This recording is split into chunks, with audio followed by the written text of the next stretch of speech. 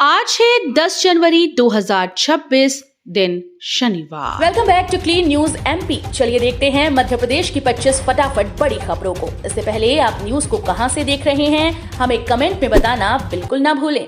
साथ ही हमारे Facebook page को भी फॉलो करें। फेसबुक पेज का लिंक डिस्क्रिप्शन में दिया गया है। मध्य प्रदेश के पीएमश्री स्कूल बनेंगे स्मार्ट शिक्षा और बच्चों के उज्जवल भविष्य का केंद्र। मध्य प्रदेश सरकार विद्यार्थियों को आधुनिक और गुणवत्तापूर्ण शिक्षा देने के लिए लगातार प्रयास कर रही है। केंद्र सरकार की पीएमश्री योजना के तहत प्रदेश के 799 सरकारी स्कूल का चयन किया गया। इन्हें राष्ट्रीय शिक्षा नीति 2020 के अनुरूप स्मार्ट, आदर्श और समावेशी शिक्षा संस्थानों के रूप में विकसित किया जा रहा है। इससे छात्रों को सुरक्षित, सुविधायुक्त और प्रेरणादायक वातावरण में पढ़ाई का अवसर मिलेगा। एमपी के शिक्षकों को वेतन वृद्धि का तोहफा, चतुर्थ समयमान लागू होने पर बढ़ेगी सैलरी। मध्य प्रदेश के स्कूल में तृतीय समयमान पर कार्यरत 1.25 लाख शिक्षकों को जल्द ही आर्थिक सहायता मिलने वाली है। सरकार ने उन्हें चतुर्थ समयमान क्रमोन्नत वेतनमान देने का प्रस्ताव तैयार कर कैबिनेट में भेजा है। प्रस्ताव की स्वीकृति मिलने के बाद शिक्षकों की सैलरी में हर महीने 5,000 रुपए तक की बढ़ोतरी होगी। ये कदम न सिर्फ उनके जीवन स्तर को बेहतर बनाएगा, बल्कि शिक्षा क्षेत्र में उनकी मेहनत और प्रतिबद्धता को भी प्रोत्साहित करेगा। एमपी के सरकारी स्कूल्स में पीटीएम प्री बोर्ड उत्तर पुस्तिकाएं अभिभावकों को दिखाई जाएंगी। मध्य प्रदेश के सरकारी स्कूल में 10वीं और 12वीं की प्री बोर्ड परीक्षाएं 13 जनवरी तक चल रही हैं। मूल्यांकन पूरा होने के बाद छात्रों को उनकी उत्तर पुस्तिकाएं दिखाई जाएंगी। इसके साथ ही 19 जनवरी को आयोजित पेरेंट्स टीचर मीटिंग में अभिभावकों को ये उत्तर पुस्तिकाएं दिखाई जाएंगी। इससे माता पिता अपने बच्चों की तैयारी और प्री बोर्ड परीक्षा में प्रदर्शन का सही आकलन कर सकेंगे। एमपी में ट्रांसफर सिस्टम बदला। मध्य प्रदेश सरकार ने कर्मचारियों के तबादलों को लेकर सख्त और तेज व्यवस्था लागू कर दी है। अब किसी भी कर्मचारी का ट्रांसफर 3 दिन के भीतर किया जाना अनिवार्य होगा। विभाग प्रमुखों को 3 दिन में तबादला आदेश जारी होगा, अन्यथा देरी का कारण बताना पड़ेगा। खास बात यह है कि तबादले के बाद अनुमोदन भी लिया जा सकेगा। अगर ट्रांसफर नहीं हो पाता है तो उसकी टीप सीधे मुख्यमंत्री कार्यालय भेजी जाएगी। मध्य प्रदेश में धान उपार्जन का नया रिकॉर्ड, 1.29 लाख मीट्रिक टन से अधिक खरीदी।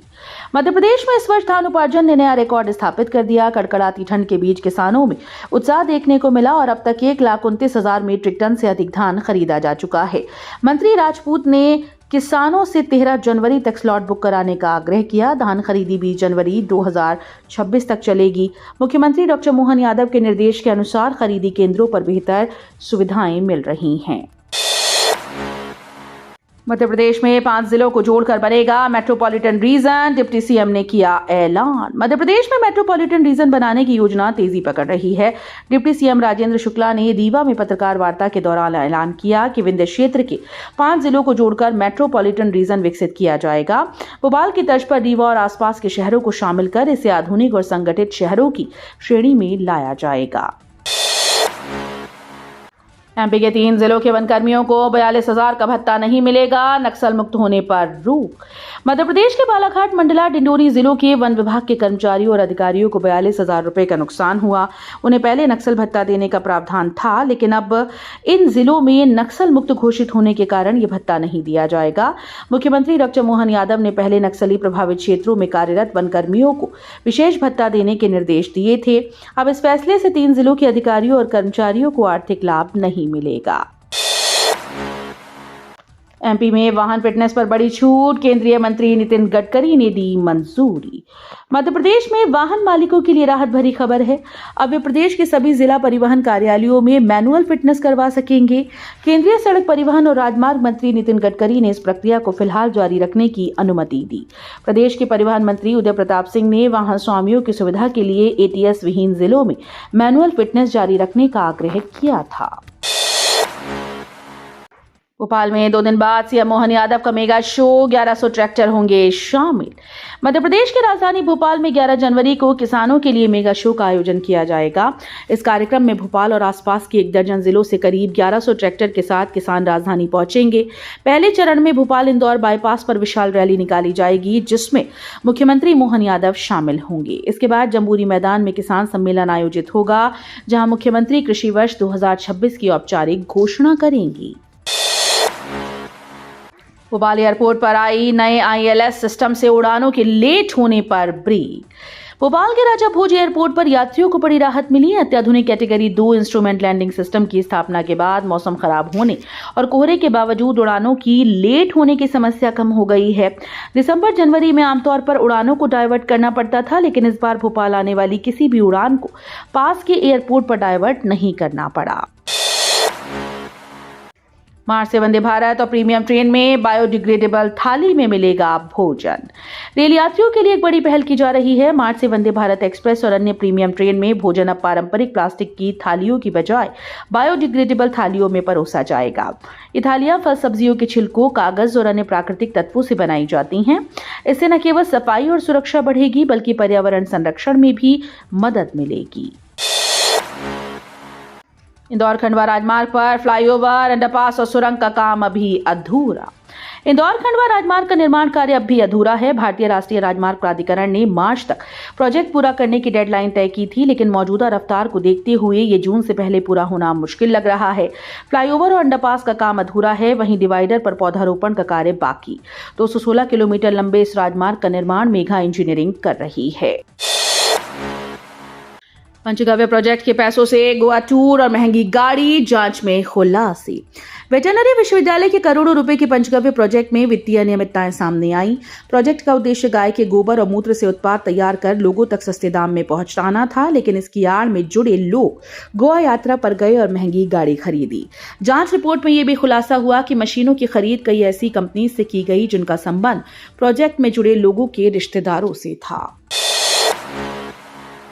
एमपी सरकार के 2 साल पूरे, सीएम मोहन यादव ने 2026 को घोषित किया किसान कल्याण वर्ष। मुख्यमंत्री डॉक्टर मोहन यादव ने बताया कि मध्य प्रदेश सरकार के 2 वर्ष उपलब्धियों से भरे रहे और केंद्र सरकार ने प्रदेश की प्रगति की सराहना की। उन्होंने कहा कि सभी विभागों के समन्वित प्रयासों ने विकास और उन्नति में योगदान दिया। 2026 को किसान कल्याण वर्ष के रूप में घोषित किया गया। मुख्यमंत्री ने कहा कि जन कल्याणकारी योजनाओं का लाभ सभी पात्र व्यक्तियों तक पहुंचे, इसके लिए पारदर्शिता और जवाबदेही सुनिश्चित करना आवश्यक है। खेलो एमपी योजना विवादों में बीपीएस संघ ने नियमों में बदलाव की मांग की। मध्य प्रदेश की खेलो एमपी योजना विवादों में आ गई है। विदिशा में बीपीएस संघ के बैनर तले खेल प्रेमियों और खिलाड़ियों ने नए नियमों का विरोध किया। संघ के पदाधिकारियों ने खेल मंत्री के नाम ज्ञापन सौंपकर नियमों में तत्काल संशोधन की मांग की। नए नियमों के अनुसार खिलाड़ियों के लिए संबंधित खेल संघों में पंजीकरण अनिवार्य कर दिया गया। बीपीएस संघ का कहना है कि ये नियम खिलाड़ियों के लिए परेशानी का कारण बन सकता है। स्कूल टाइम में खतरनाक स्टंट, नागौद कन्या स्कूल का वीडियो बना चिंता का विषय। सतना जिले के नागौद स्थित शासकीय कन्या हायर सेकेंडरी स्कूल से एक चौंकाने वाला वीडियो सामने आया है। वीडियो में छात्राएं स्कूल के करीब 8 फीट ऊंची बाउंड्री वॉल फांदकर बाहर जाती दिखाई दे रही हैं। स्कूल के ठीक बाहर मुख्य सड़क होने से किसी बड़े हादसे की आशंका बनी हुई है। स्कूल समय में इस तरह की लापरवाही सुरक्षा व्यवस्था पर सवाल खड़े कर रही है। जिला शिक्षा अधिकारी ने मामले को गंभीर बताते हुए उचित कार्रवाई और सुरक्षा प्रबंध बढ़ाने की बात कही। चुगलखोरी से तंग पीसीसी चीफ जीतू पटवारी बोले, कांग्रेस में खटास नहीं चाहिए। मध्य प्रदेश कांग्रेस अध्यक्ष जीतू पटवारी ने पार्टी के भीतर चल रही चुगलखोरी पर नाराजगी जाहिर की। एक कार्यक्रम में पटवारी ने कहा कि कार्यकर्ता अक्सर कान में आकर छोटी मोटी शिकायतें करते हैं और वे उसी तेजी से उन्हें डांट भी देते हैं। उन्होंने कहा कि शिकायत सुनना उनकी जिम्मेदारी है, लेकिन कान फूंक कर खटास फैलाना पार्टी के लिए नुकसानदायक। पटवारी ने कहा कि कांग्रेस की मजबूती के लिए उन्हें कितना भी अपमान सहना पड़े, वे स्वीकार करेंगे। एमपी में आबकारी नीति सख्त, शराब से 18,000 करोड़ का लक्ष्य। मध्य प्रदेश सरकार आबकारी नीति 2026-27 को लेकर सख्त रुख अपना रही है। अवैध शराब पर लगाम के लिए आबकारी अधिनियम में संशोधन करने की योजना है, जिस पर संभागीय और जिला आबकारी अधिकारियों के सुझाव लिए जा रहे हैं। उप मुख्यमंत्री जगदीश देवड़ा ने इसके लिए इफ्को भवन में मीटिंग बुलाई। राज्य सरकार ने इस वित्तीय वर्ष में शराब ठेकों से 18,000 करोड़ रुपए राजस्व का लक्ष्य रखा। मकर संक्रांति पर महाकाल को तिल के उपटन से स्नान, तिल के पकवानों का भोग। मकर संक्रांति 14 जनवरी को षट्तिला एकादशी और सरवार सिद्धि योग में उत्साह पूर्वक मनाई जाएगी। उज्जैन स्थित ज्योतिर्लिंग महाकाल मंदिर में सुबह 4 बजे भस्म आरती के दौरान भगवान महाकाल को तिल के उपटन से स्नान कराया जाएगा। इसके बाद तिल के विशेष पकवानों का महाभोग अर्पित किया जाएगा। शाम को श्री महाकाल महालोक में मुख्यमंत्री डॉक्टर मोहन यादव के हाथों महोत्सव का शुभारंभ होगा। राहुल गांधी के दौरे से पहले कांग्रेस में दो धड़े, कमलनाथ दिग्विजय ने दूरी बनाई। इंदौर के भागीरथपुरा मामले ने कांग्रेस के भीतर दो धड़ों की तस्वीर उजागर कर दी। पार्टी के कुछ नेता इस मुद्दे पर सक्रिय हैं और इसे भुनाने में जुटे हैं। प्रदेश अध्यक्ष जीतू पटवारी और विधानसभा में नेता प्रतिपक्ष उमंग सिंघार लगातार दौरे कर रहे हैं, जबकि कुछ बड़े नेता पूरी तरह से दूरी बनाए हुए हैं। एमपी में पकड़ी गई करोड़ों के दुर्लभ सांप की तस्करी, रेड सैंड बोआ स्नेक बरामद।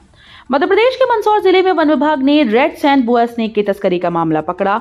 दुर्लभ प्रजाति के सांप को थैले में रखकर ले जाते हुए तस्करों को हिरासत में लिया। इस कार्रवाई में मध्य प्रदेश के 3 जिलों के तस्करों को गिरफ्तार किया गया, जबकि एक आरोपी अभी फरार है। वन अधिकारियों को मुखबिर से सूचना मिली थी। बैतूल में दवा उद्योगों के मुद्दों पर 42वां राज्य सम्मेलन, आत्मनिर्भरता और अधिकारों पर जोर। मध्य प्रदेश मेडिकल और सेल्स रिप्रेजेंटेटिव्स यूनियन का 42वां राज्य सम्मेलन आज 10 जनवरी से बैतूल के वृंदावन गार्डन में शुरू हो रहा है। इससे पहले 9 जनवरी को होटल श्री कृष्ण में पत्रकार वार्ता आयोजित की गई, जिसमें सम्मेलन के उद्देश्य और दवा प्रतिनिधियों से जुड़े ज्वलंत मुद्दों की जानकारी दी गई। प्रदेश अध्यक्ष संजय सिंह तोमर ने नकली दवाओं के बढ़ते खतरे, दवा उद्योग की समस्या और सरकार की भूमिका पर सवाल उठाए। इंदौर के सरकारी स्कूल्स में बुनियादी सुविधाओं का टोटा, हाईकोर्ट ने मांगी रिपोर्ट। इंदौर के लगभग 184 सरकारी स्कूल में बुनियादी सुविधाओं की कमी उजागर हुई। याचिकाकर्ताओं ने नगर निगम के द्वारा लगाए गए शिक्षा उपकर पर सवाल उठाते हुए याचिका दायर की। मामले की सुनवाई के दौरान हाईकोर्ट ने गठित कमेटी से जल्द रिपोर्ट पेश करने को कहा। अधिवक्ता मनीष विजयवर्गीय ने कोर्ट में स्कूल की जर्जर हालत और छात्रों की समस्याओं को उजागर किया। कोर्ट की जल्द कार्रवाई से उम्मीद है कि नगर निगम अपने स्कूल्स में सुधार और सुविधाओं की व्यवस्था सुनिश्चित करेगा। ग्वालियर में शिक्षा विभाग के पोर्टल में फंसा 67,000 छात्रों का डेटा, 34,000 बच्चे लापता। ग्वालियर जिले में शिक्षा विभाग के डिजिटल पोर्टल्स में बड़ी गड़बड़ी सामने आई है। यूराइज पोर्टल और एजुकेशन पोर्टल के आंकड़ों में 67,000 छात्रों का अंतर पाया गया। इसका मतलब है कि सभी लगभग 34,000 बच्चे रिकॉर्ड से गायब हैं। तकनीकी रूप से दोनों पोर्टल पर नामांकन एक समान होना चाहिए था, लेकिन मैदानी स्तर पर लापरवाही के कारण ये प्रणाली विश्वसनीयता खो चुकी है। इतिहास में पहली बार रविवार को आएगा देश का आम बजट। देश का आम बजट 2026 इस बार एक नई परंपरा बनाएगा। पहली बार 1 फरवरी, जो कि रविवार है, को संसद में बजट पेश किया जाएगा। इसके लिए राष्ट्रपति की मंजूरी मिल चुकी है। संसद का बजट सत्र 28 जनवरी से शुरू होकर 2 अप्रैल तक चलेगा। 28 जनवरी को राष्ट्रपति का अभिभाषण होगा और 29 जनवरी को आर्थिक सर्वेक्षण संसद में रखा जाएगा। मध्य प्रदेश में बोर्ड परीक्षाओं के बीच 3 लाख शिक्षकों की छुट्टी पर रोक, मोहन सरकार का फैसला। मध्य प्रदेश सरकार ने 3.5 लाख सरकारी शिक्षकों की छुट्टियों पर रोक लगा दी। बोर्ड परीक्षाओं के चलते मोहन यादव सरकार ने अति आवश्यक सेवानुरक्षण अधिनियम लागू किया। इसके अनुसार 7 फरवरी से 13 मार्च 2026 तक चलने वाली परीक्षाओं के दौरान शिक्षक छुट्टी नहीं ले पाएंगे। इस अवधि में वे धरना प्रदर्शन या किसी भी आंदोलन में भाग नहीं लेंगे। तो ये थी आज की 25 फटाफट बड़ी खबरें। अगर आपको न्यूज पसंद आई हो तो वीडियो को लाइक और शेयर जरूर करें। धन्यवाद।